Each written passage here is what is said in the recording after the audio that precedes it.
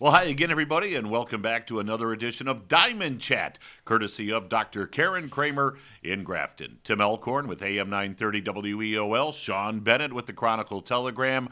Behind the camera, Bruce Bishop, also with the Chronicle Telegram.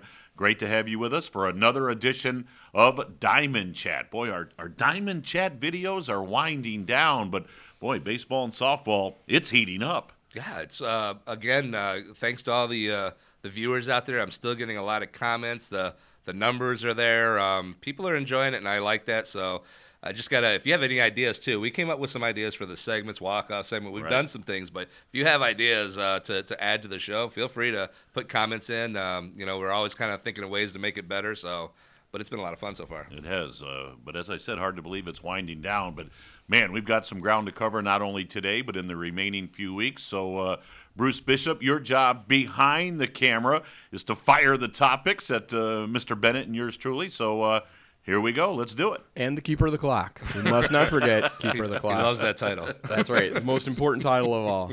All right, guys, so we're going to start off with a big weekend for Elyria athletes. So softball and baseball both had good weekends, so let's talk about it. Yeah, well, obviously Elyria took part in the or hosted the Elyria Softball Classic. We were out there all weekend. We had multiple writers and covering multiple games. Elyria obviously fared very well. They went undefeated, just kind of really dominated out there. They won 11-0 over Edison in their first game, 11-1 in 6 innings over St. Joseph in the second game. Both those were on Friday, and then Saturday morning 7-3 over Bristol. So obviously a nice jump jump for them. A couple of the other local teams in the Elyria tournament were EC. They had wins 5-2 against Fairview before a couple losses to Columbia and Edison. Midview had 2 run rule wins, 5-inning wins against Columbia and Fairview on Friday night, and then Avon Lake unfortunately went 0-3 against St. Joseph, Edison, and Columbia, but that's what those teams are there for. Tough competition, gets them ready for postseason play. That's kind of what when I talked to Coach Fennick, Ken Fennick at Elyria, he said those teams come out there to kind of sharpen their skills as one last kind of warm-up, tune-up for the postseason. And we had the Elyria-Bristol game Saturday morning on WEOL. Terrific coverage from Matt Douglas there. So a good Saturday, a good weekend for the Elyria High Lady Pioneers. And for me to kind of follow up on the special weekend for Elyria, not really baseball-oriented, but boy, it was a special night for the city of Elyria on Saturday night. I had the honor and the privilege of serving as the Master of Ceremony for the Elyria Sports Hall of Fame. And boy, what a class of 2018. Just some great athletes. Lindsay Anderson Brown, really one of the pioneers, pardon the pun, of Lady Pioneer softball over at Elyria High. She really got things started for the program back in the early 90s. So Lindsay Anderson Brown, just a tremendous addition to the Hall of Fame. Dwayne Hawkins, former Elyria West football and track star. Tom Kabuski, one of the great coaches in our area on the baseball side with Elyria West. There's been one state championship in baseball in Lorain County, and it was Tom Kabuski's Elyria West Wolverines that won that state title. He was also an outstanding girls basketball coach at Elyria West High School. John Laird, a star at Elyria West in both football and baseball, was inducted into the Hall of Fame. Bree McLaughlin, a female hockey player, a sensational goalie for Elyria Catholic, and ended up going on to win 2 silver medals. And then, of course, going back in time, the 77 Elyria track team on the girls' side, they won a state title in track. So what a fun night, a special night. And then you and I got a very special picture taken. Yeah, Bruce, I know I'm over on time. You obliterated your time, but that's okay. But this was a good one. It was a special night. That's right. It's a special night. You get special time. And we were both there. I mean, I was covering the event for the Chronicle. You were emceeing, as you said. We're both board members on the Elyria Sports Hall of Fame. So we got together with the state champion, the Division I state champion, Elyria High Pioneers girls team, who were honored there and got a cool picture. So that was a lot of fun. So yeah, you're right. It was a good night. It's always been a good night there. So it's a good time. Great night. And again, for this show, for Diamond Chat, kind of neat that a softball player went in insofar as Lindsay Anderson Brown, and then, of course, Tom Kabuski, who I alluded to on the baseball side. All right, we can move on now. Oh, my God, it's like 4 hours long. All right. Kabuski was a riot, by the way. Here we go. So Now, since we're talking about Hall of Famers, let's talk about some current stars of the day, and let's start off with maybe pitching. I'll tell you what, I'll start this off on the baseball side. Throughout these Diamond Chats for the past several weeks, we've talked up Evan Shaver over at Amherst. And boy, his unbelievable year just continues. He has put the Comets into the district tournament in Division I over at the Pipe Yard in Lorain. Evan Shaver put together another outstanding performance in their sectional win over Midview. He struck out 12 batters and threw a 3-hit complete game shutout as Amherst advanced to that district tournament. Evan Shaver now 7-0 on the year. He has not given up an earned run for the Amherst Comets this year. He has just been outstanding.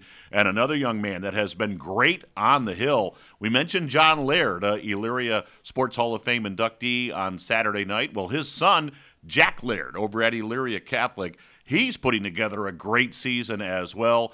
Jack Laird, just like Evan Shaver, has not given up an earned run this year. Think about that at the high school level. And Jack Laird is putting together a sensational campaign for the Panthers of Elyria Catholic.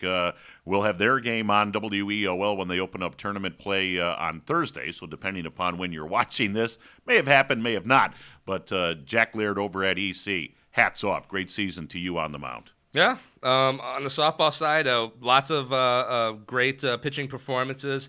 I kind of went through this week's papers and kind of jotted down pitchers who, went in, had great performances. I kind of jotted down the ones that finished with double-digit strikeout totals. So just mention a few of those. Madison Oberg from Amherst had 10 strikeouts in a game. Brianna Rivas from Oberlin, 15 strikeouts in a game, 14 strikeouts in a game, 10 strikeouts in a game, and 10 strikeouts in a game. So 4 games last week had a lot of strikeouts. Marissa Bauer from Clearview had 15 strikeouts in a game.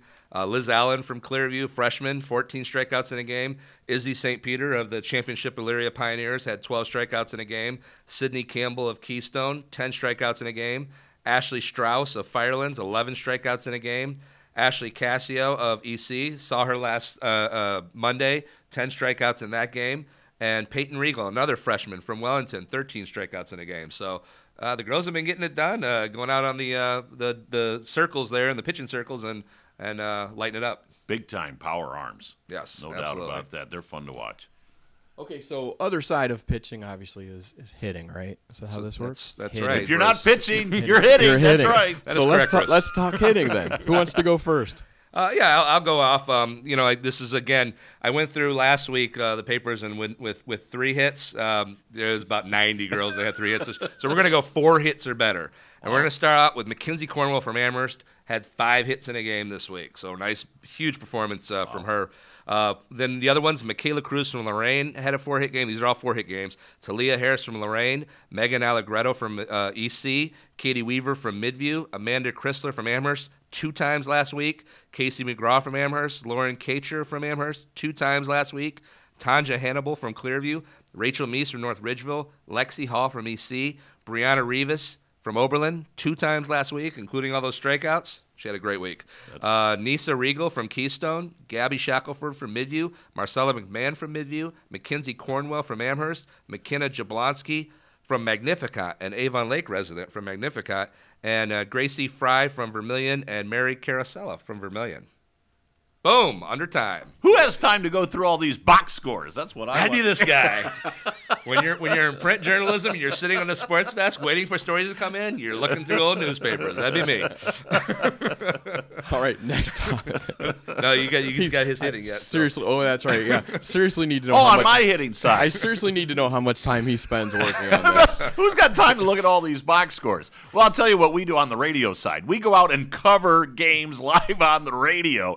And, boy, we saw a kid last week at Firelands, Alex Brill. This kid is unbelievable. We saw him over at Keystone belt out 2 home runs in a game. You don't see that too often. And I'll tell you what, Alex Brill for the Firelands Falcons is having one of those triple crown type of seasons. That's going on right now in horse racing. Well, as far as baseball is concerned, Alex sits atop most statistical categories as far as hitting is concerned. Alex for the Firelands Falcons, .604 batting average, leads the county in home runs as we tape this with 5 home runs, 26 RBIs on the year. He's having a phenomenal year. And then we mentioned this young man, I believe it was in last week's video, but he's worth talking about again, Jake Roach over at Lake Ridge Academy. Jake Roach, another guy hitting over 600. 609 to be exact. 609 batting average, 2 home runs, 27 RBIs. I'll tell you what, when those two kids step into the batter's box, there's not a lot you can do as the opposing pitcher. But, yeah, going back to Alex, he clubbed 2 home runs over at Keystone. They were no doubt about it shots. Those are fun to watch and fun to call. So Alex has the Kentucky Derby and the Preakness done. He's just trying to knock out that Belmont Stakes right now. There you go. All right, nice job. Okay, moving along here to sectionals. Well, I'll start things off as far as baseball is concerned. The district tournament is now set in Division I over at the Pipe Yard in Lorain, and the coaches got it right as far as the seeding is concerned. All 4 top seeds are in the Division I district. Amherst won their sectional championship with the win over Midview that I alluded to earlier, the great pitching performance from Evan Shawver. It'll be Amherst as the top seed, taking on Olmsted Falls as the 4 seed. And then the Elyria High Pioneers, the number 3 seed, they had a heck of a comeback win against the Avon Eagles. They had a really bad inning early in the contest, but they were able to rebound. Elyria, with that victory, moves to the district. They'll be taking on a very good St. Ed's team, the number 2 seed. So the Division I tournament is now set as far as that district is concerned. In Division II, Firelands will be taking on the Bay Rockets. And again, as we tape this, that game has yet to take shape, but as you watch it, it may have already been played. But it'll be Firelands and Bay. Rocky River taking on Keystone. I'll just tell you, what I'd love to see is Firelands and Keystone both win and set up a third matchup between the Falcons and the Wildcats. That would be awesome. Bottom part of that bracket, Holy Name and Padua.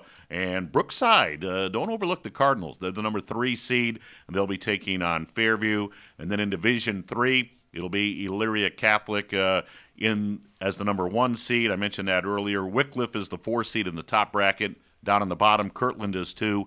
Clearview's number 3. Coach Philbad's team having a tremendous year. They're kind of overlooked, but they could be a very dangerous team in that tournament. Yeah. Avon Lake District in Division III is the only one that's set so far for softball, but it's shaping up to be something pretty solid. We were kind of thinking maybe see Wellington in the final. That's still online. It's still going. So let's make that happen. Monday I was covering the EC Oberlin. That's a number 4 versus number 5 matchup. EC won 4-0 over Oberlin, so they're going to go on and face number 1 Independence on next Monday at 4 p.m. at Avon Lake. So hopefully we'll see everybody out there. Number 2 Wellington, number 2 seeded Wellington beat number 7 Beechwood 10-0 in 5 innings. So the Dukes move on to face number 6 CVCA. That will be right after that first game. It'll be played at 6 p.m. on Avon Lake next Monday. So feel free to come out, catch a doubleheader. It'll be a lot of fun. Some other sectional results. Number 8 Vermilion won 21-1 in 5 innings over number 9 Lexington. That was an 8-9 matchup. They move on to face number 2 Bellevue Friday. The other results were number 5 Waynedale won 15-4 in 5 innings over number 12 Black River. And in Division 4, number 5 Our Lady of the Elms won 19-0 over number 12 Open Door in 5 innings. So. How much time you giving Bennett over That's there? Not bad. I think he went over more than I did. He crushed it this week. You blew all time limits. I'm bringing an air horn next week. I'm the low man. Yes. I'm the low man this time around. You guys were not respecting the clock. Very bad. All right, so the clock is off now. We're going to start talking about the Bright Smile. I'm guessing you had to have mentioned this player's name somewhere along the way because there were a lot of big performances. So who is it? When I mentioned 50 names, it's fair that I probably did. And I did mention this player. It's Keystone Junior Sydney Campbell. Sydney Campbell, I think, has already won a Bright Smile during our run, and it was because she had a couple perfect games earlier this season. She had another one this week. It's amazing. Third perfect game of the season. She had with 10 strikeouts and a 10-0 win over Oberlin.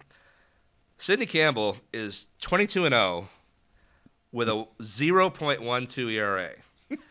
That's 2 earned runs all season. She's had 15 shutouts of her 22 wins, 171 strikeouts, and only 7 walks in 119 and 2/3 innings pitched. This is an incredible season she's putting together. Keystone is putting an incredible season together. Obviously, she's a big part of that. They've got some crazy hitting. Well, I'd say they have some good offense. Keystone, who is now 27-0, is outscoring their opponents 342 to 13 through 27 games. So, wow. Bright smile for Sydney Campbell, bright smile for Keystone. And honestly, I mentioned Brianna Rivas with all the stuff she did. I wanted to give her an honorable mention because she threw all those crazy games with the strikeouts, had those big hits. One of those games was a no-hitter with 15 strikeouts against Clearview. So she gets an honorable mention for the bright smile. So she gets a nice grin. Yeah, she gets a off gray smile. You know, she had a great week as well. But yeah, Sydney Campbell is just lighting it up this year.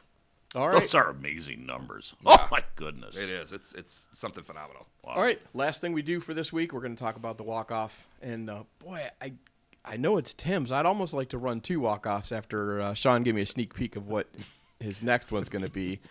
Next week, we're gonna hold it. Keep it under the covers. We're gonna hold it. We've got a good one coming, so no pressure, Tim. But let's talk about yours. Well, I thought mine was pretty good. I haven't seen Shaun's that will be upcoming next week. But we mentioned Elyria High in the district over at the Pipe Yard in Lorain, and one of their terrific players is Tristan Arno. And of course, this is Tristan's first year as a Pioneer. He came over from Wellington with his dad when Shaun Arno became the head football coach at Elyria High. And Tristan played football, not only at Wellington, but then for his dad here at Elyria as well. And, boy, he has been a bright spot now for Ed Piazza on the baseball diamond. So Tristan Arno of Elyria High is going to be the subject of our walk-off, so that's coming up next. But in the meantime, that's going to do it for this week's edition of Diamond Chat. Boy, another fun edition, and we thank you all very much for watching. For Bruce Bishop behind the camera and Shaun Bennett, I'm Tim Alcorn saying enjoy walk-off with Tristan Arno, and until we talk again next week, so long, everybody. Walk-off with Elyria High's Tristan Arno. So, Tristan, even though this is a walk-off segment, if you had a walk-up song like the Indians do, if you could pick one song for your walk-up song when you're heading to the plate, what would it be? I'd have to go with Fly Away by Lenny Kravitz. All right. Any particular music that you really enjoy listening to? Any particular artist? I'd probably say The Doors. I like listening to The Doors a lot. Now, that's classic rock, man. Yeah. Any other classic rock that you like going back in time a little bit? Just all the good stuff, pretty much. All of that in the 60s, 70s, 80s, 90s, nowadays. I'll listen to anything. All right. So when you're in your car, is it radio? Is it Spotify? How do you listen to music when you're in your car? I use Apple Music. Got that a couple months ago. It's pretty cool. There's a lot of stuff on there, and it's nice having an iPhone. So. All right. Now, when you're away from the diamond, what are some things you like to do aside from sports? Any other activities that you really enjoy? I do. I sing a little bit actually with my brother, and you know, just hanging out, going to Steak and Shake or whatever it may be with some friends and stuff, and maybe go see a movie. Just have some fun. So you sing. Now you got to tell me what you sing. I'm not going to make you sing, but you got to tell me what you sing. Rock and roll, country? Rock and roll more probably. More rock and roll probably. Yeah. Do you watch The Voice? Yeah, every night my mom has that on. Sometimes I don't want it on. It's interrupting a game or something, but I have to watch it. So are you rooting for Team Blake? You rooting for Team Alicia? You rooting for Team who you rooting for? I gotta go with Blake, man. He's a good dude. I like a lot of his music, and he's got some talented people on that team. So. All right, pregame rituals. What's something that you do before every single game? I got a lot of those. I gotta eat a certain food, you know. Whenever we're hot as a team, I gotta have that. So right now it's a 4 for 4 from Wendy's. Gotta get that in there with the lemonade, but I mean it'll go as far as wearing. I gotta have the same socks. I gotta have the same arm sleeve, same place I put my hat when I go home, same place I throw my laundry. It's pretty bad. Are all players superstitious?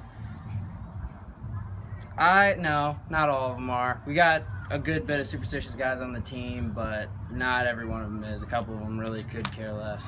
Now, this is your senior year, correct? Yes, sir. So what happens after you graduate from Elyria High?